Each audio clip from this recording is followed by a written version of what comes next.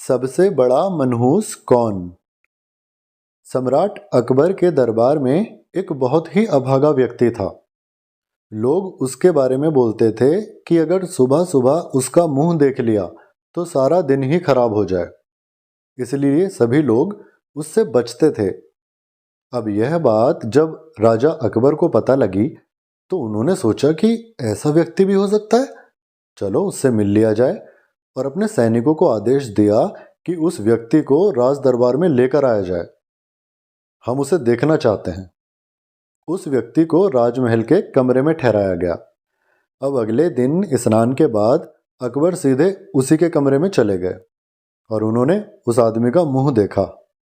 देखते हैं अब क्या होता है। वहां से जब वे अपनी बेगम के महल में जा रहे थे तब एक सैनिक वहां भागा भागा आया और उसने बताया कि बेगम साहिबा बेहोश हो गई हैं। बादशाह सोचते हैं कि अरे ये एकदम से ये क्या हो गया, उस आदमी को देखे हुए तो अभी कुछ ही देर हुई है और यह दुर्घटना।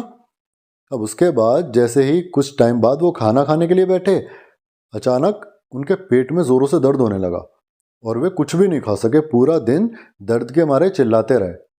अकबर ने सोचा यार हो ना हो ये सब उसी अभागे व्यक्ति के कारण हो रहा है। बात बिल्कुल सही है। आज के बाद उस व्यक्ति के कारण किसी को भी इतना दुख नहीं झेलना पड़े, इसीलिए वो सैनिकों को बुलाते हैं और आदेश देते हैं कि उस व्यक्ति को सूली पर चढ़ा दिया जाए। किस्सा ही खत्म। अब ये एक समाचार सुनकर उस अभागे व्यक्ति को बहुत दुख हुआ। तभी बीरबल उस व्यक्ति से मिलने आता है। बीरबल को देखते ही उसके मन में इस संकट से मुक्ति पाने की आशा जाग उठती है। उसने बीरबल को सारी कहानी सुनाई और कहानी सुना के कहा, मैंने आपके बारे में बहुत सुना है बीरबल जी, कृपा करके मेरी मदद कीजिए। मेरी इस विषय में कोई भी गलती नहीं है। मैंने खुद यहाँ आने के लिए नहीं कहा था, एक तो मुझे यहाँ बुलाया गया, ऊपर से मुझे मृत्यु दंड दिया जा रहा है।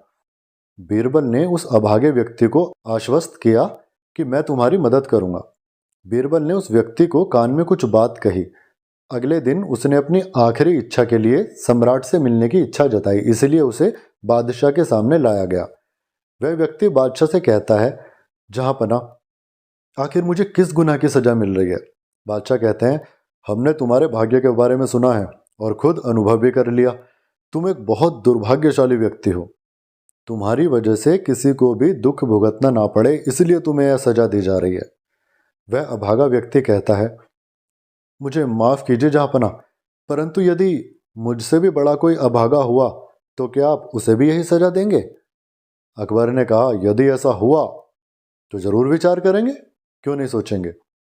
व्यक्ति ने कहा, जहांपना, मेरा मुंह देखने पर केवल आपको भोजन नहीं मिला, आपकी पत्नी कुछ समय के लिए बेहोश हो गई, लेकिन आपका भाग्य देखिए, कल मैंने सबसे पहले आपका मुंह देखा और आज मुझे सूली पर चढ़ना पड़ रहा है।